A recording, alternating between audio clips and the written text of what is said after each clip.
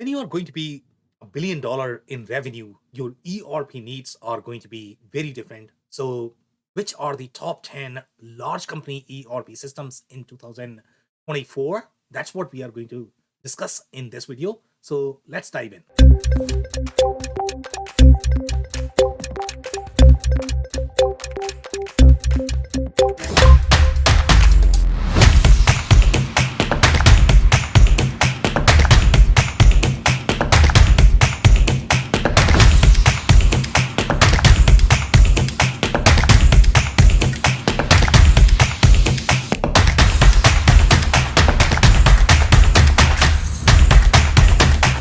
Hello everyone, my name is Sam Gupta. I am principal at Elevate IQ. Elevate IQ is the independent ERP and digital transformation consulting firm. We help our clients with digital transformation strategy, enterprise technology selection, change management, as well as implementation. On that note, let's go back to today's topic, which is going to be top 10 large company ERP systems in 2024.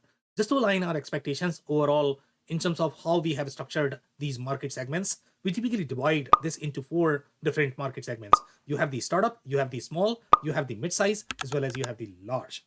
How your large segment differs is these companies are going to be roughly $1 billion in revenue or higher revenue. They are going to have very different ERP needs. They probably have installed a couple of ERP solutions. They might have a lot of different ERP solutions in their portfolio, and their growth expectation is very higher as well. In fact, when you look at the large company segment, that could be divided into two different segments. One is going to be your lower enterprise segment, and one is going to be your upper enterprise segment. Typically, for the upper enterprise segment, the transaction volume is so high that is going to be millions and millions of journal entries per hour. So the needs that they are going to have in a system are very different. They are no longer limited to these functional capabilities. They are looking for very sophisticated scenarios, such as from the functional perspective, they might be looking to implement shared services business model, or they might be looking at operational or financial synergies. They might want to try many different scenarios. They might need intel to explore where they can find more value, financial value inside the organization. So they are going to have very complex workloads of the AI or the data warehouse. So that's where the needs of the large company segment is going to be very different. So the ERP systems designed for those segments are going to be very different in those capabilities as well. Overall, if we compare this list, we had published this list last year as well. So you are not going to see major changes as such in the list. The reason for that is because in general, in this particular market segment, you don't have a lot of moves. It takes time to develop these capabilities to mature in these target verticals, and that's why we have not experienced as many changes overall. The criteria that we use to compile this list is that what is the product share? Where is the product share coming from? Is it really in that enterprise space or something else? When we read the reviews of these companies, are these primarily focused from the enterprise companies, or are they more in the mid-market focused? Also, what is their acquisition strategy? Are they acquiring these capabilities to combine it with their enterprise products? Do they have enough attention for the enterprise products or not? Is enterprise market going to be their primary market versus the secondary market? So we look at all of these factors to be able to compile this list. So now let's look at the list.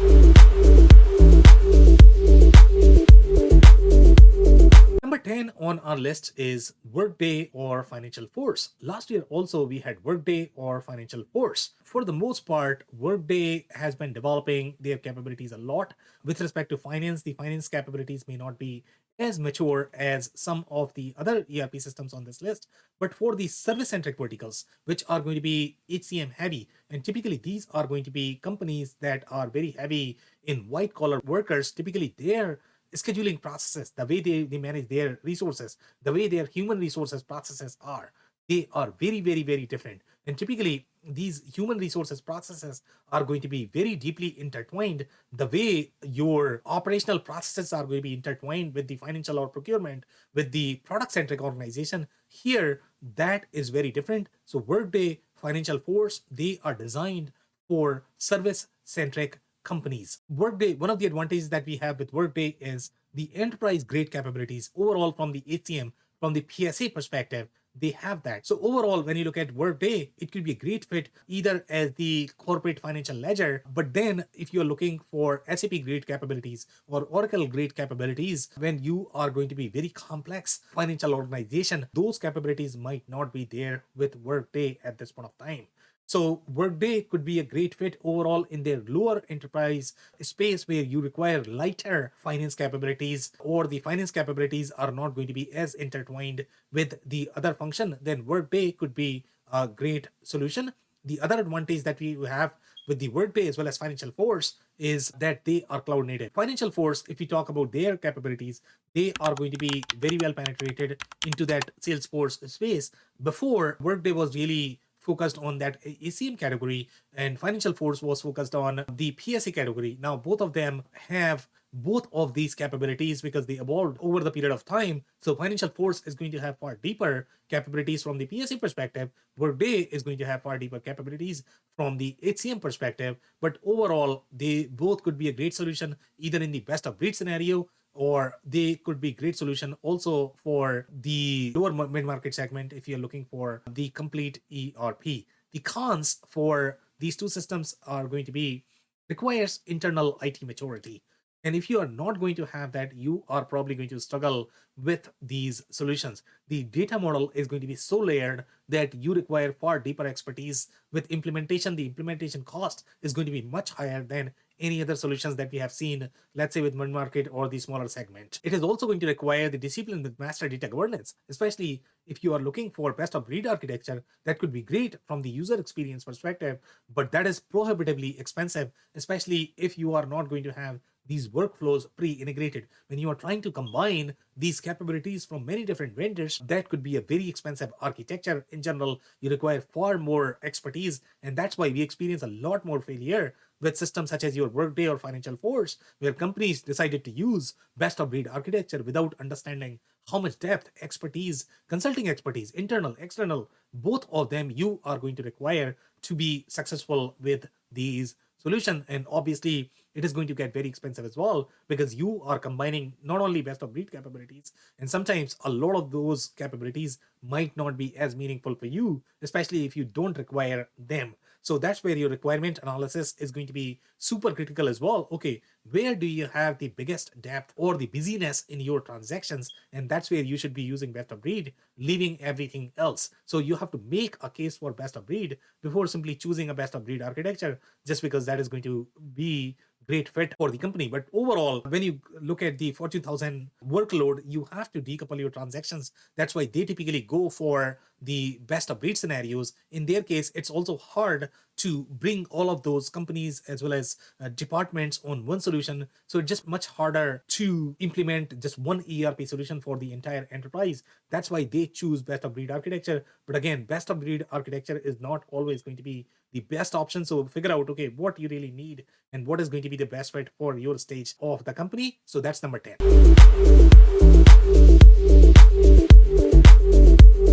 Now, number 9 on our list is QAD. Last year also we had QAD. Now, QAD has very deep operational capabilities for automotive, life sciences centric companies. It also takes a very unique approach in combining a lot of capabilities from ERP plus supply chain suite. So if you are going to get a supply chain suite such as your Blue Yonder or Manhattans of the world, typically you are going to have, let's say if you're in the retail space, you are going to keep all of your inventory centric processes in those supply chain suite, and the role of ERP becomes just the corporate financial ledger.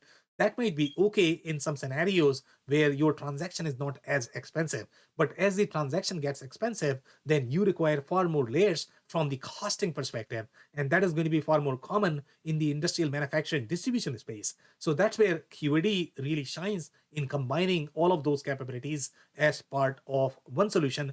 You are also going to have pre-integrated capabilities more from the engineering as well as operations perspective. And typically for these companies, those capabilities are extremely intertwined compared to some of the other capabilities that other solutions are going to combine. So that's where QAD could be a great solution either at the subsidiary level for the large enterprise segment, or it could be a great main ERP for the lower enterprise segment as well. Then the cons that you are going to have with QAD are going to be similar to the cons that you have with any other focused solution that is going to be their limited focus means it is not going to be as diverse. Their ecosystem is going to be very limited as well. The consulting base is probably going to be limited. You are probably going to have problems with their documentation. The technology, even though they are upgrading at this point of time, it might not be as superior as some of the other born in the cloud solutions. So that's number 9.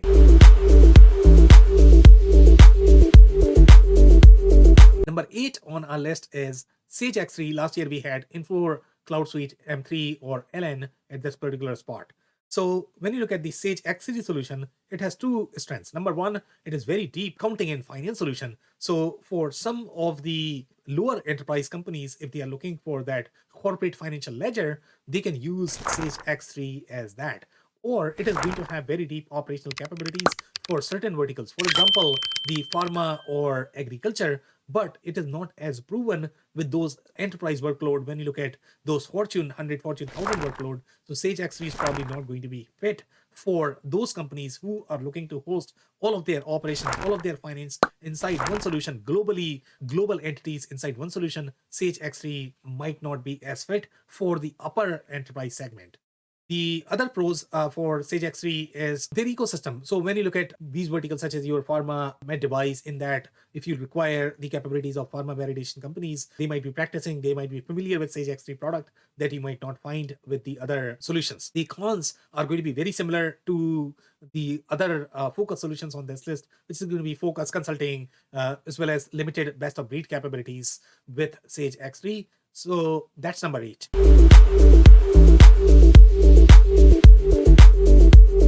Number 7 on our list is Unit 4. Last year we had Sage X3 at this particular spot. So Unit 4 is a focused solution as well. They shine in that the large universities as well as not-for-profit space. So it is a very service-centric ERP, and the needs for the service-centric ERP are going to be very different. They are very differently designed overall from the suite perspective. The kind of capabilities that you are going to require for suite are going to be very different.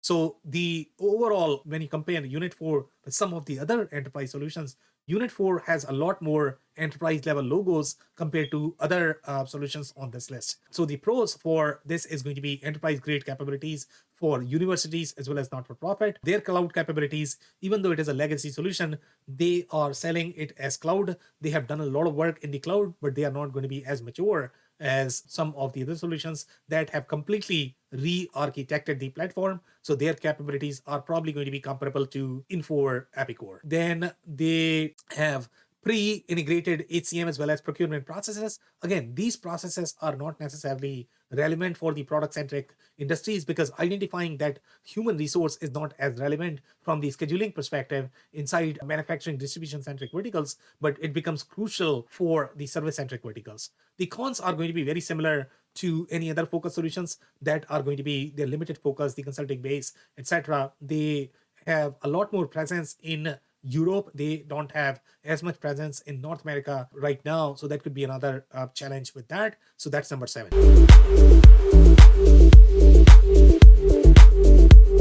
Now, number 6 on our list is Deltech. Last year we had Unit 4. So Deltech overall, when you look at their solution, they take a very unique approach as well of their solution. So for the most part, they are going to have far deeper capabilities in that project management space.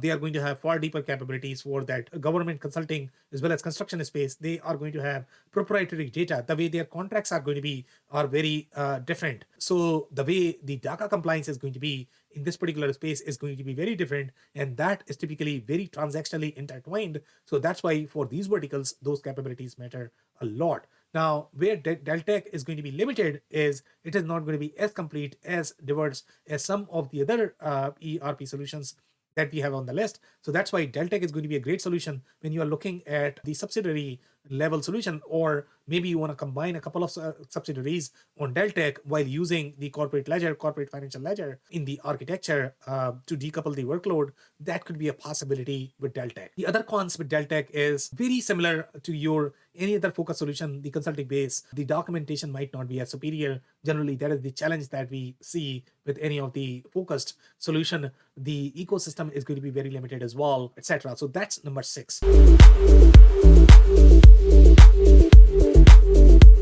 Now, number 5 5 on our list is Infor Cloud Suite M3 LN. Last year we had Deltech.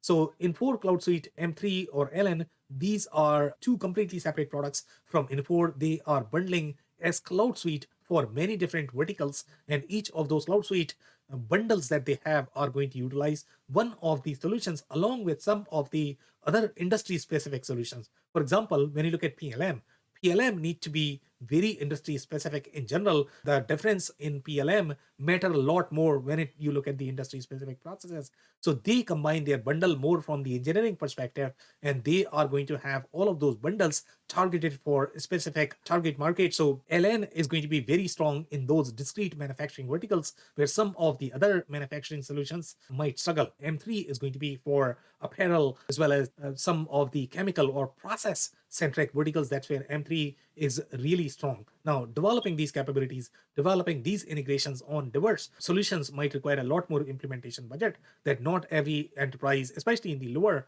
enterprise market, are going to have. So that's why it makes a great solution at the lower enterprise level, as well as if you're looking for subsidiary level solution for the large enterprise market as well, it could be a great fit. So the other cons are going to be very similar to any other focus solutions. It is not the best fit as the corporate ledger, just because you are going to be missing on those operational capabilities where it is really strong. So that's number 5.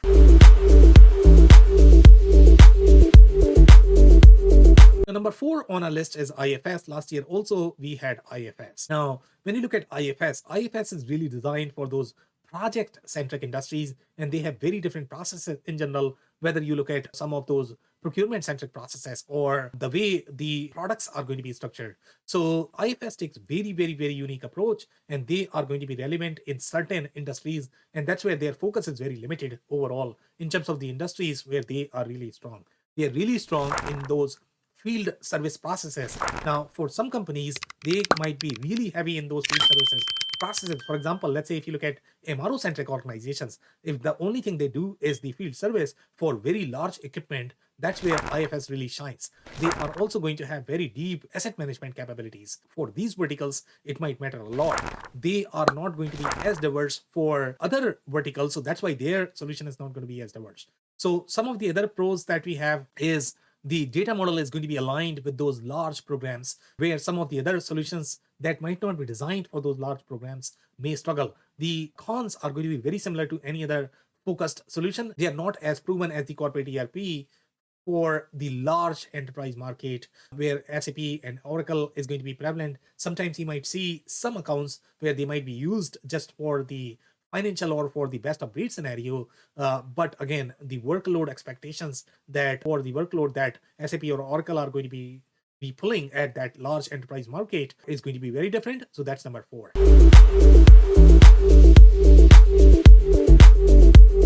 Number 3 on our list is Microsoft Dynamics 365 F&O. Last year also we had Microsoft Dynamics 365 F&O.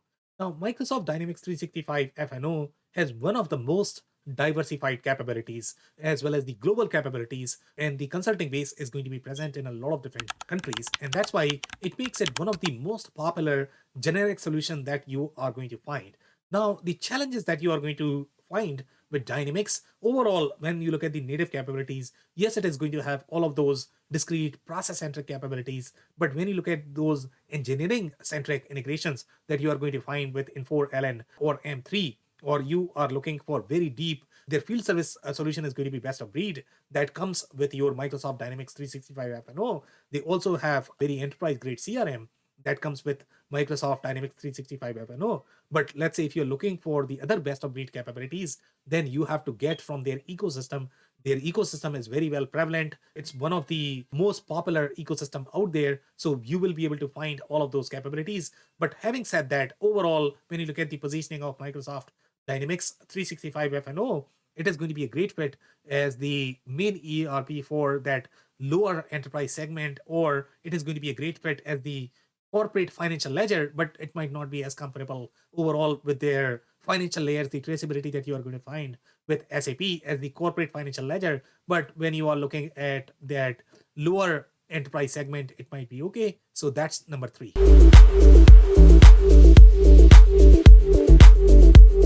Now, Number two on our list is Oracle Cloud ERP. Last year also we had Oracle Cloud ERP. For the most part, Oracle Cloud ERP has very deep finance capabilities that most of the enterprises are going to require. Yes, it is going to have all of those capabilities for very diverse business models as well, but it is not going to have as many pre-baked integration more from the engineering operations perspective. That's where you need to rely on their ecosystem. So depending upon what your need is overall. So Oracle Cloud ERP in general, they do a lot better in the service centric verticals. Okay, so for example, when you are going to be looking at your telecom, media, tech, that's where Oracle Cloud ERP really shines. The way their HCM is designed, it's really designed for those service-centric verticals. The way the integration of HCM to your ERP is going to be, to your project is going to be, it's very, very, very different. So that's where they really shine. Their main target verticals are those service-centric industries. So this could be a great fit when you are looking at that corporate financial ledger for the larger enterprise segment in the best of breed scenario, but it might not be the best fit when you are looking at the subsidiary level solution or the operationally rich solution, because that could be very expensive overall for the companies. So that's number two.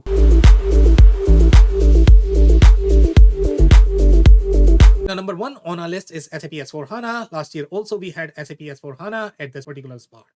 Now, when you compare SAP S4HANA with some of the other solutions on this particular list, SAP S4HANA is proven far more times in that enterprise segment when you look at that Fortune 1000 workload.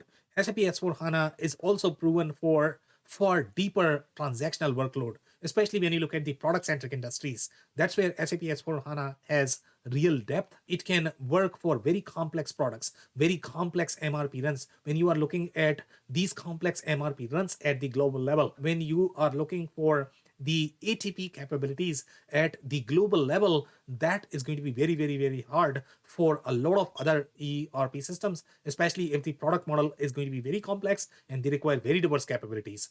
SAP S4HANA is also going to be really good for the global companies, as well as when you require that global traceability overall from the transaction map perspective. Even the other enterprise solutions, for example, let's say if you look at Oracle Cloud ERP, they don't have the same traceability built, the same governance flow built. The pros for SAP S4HANA is robust finance capabilities for global enterprises, for publicly traded enterprises. When you are looking for that financial control, that's where SAP S4HANA really shines.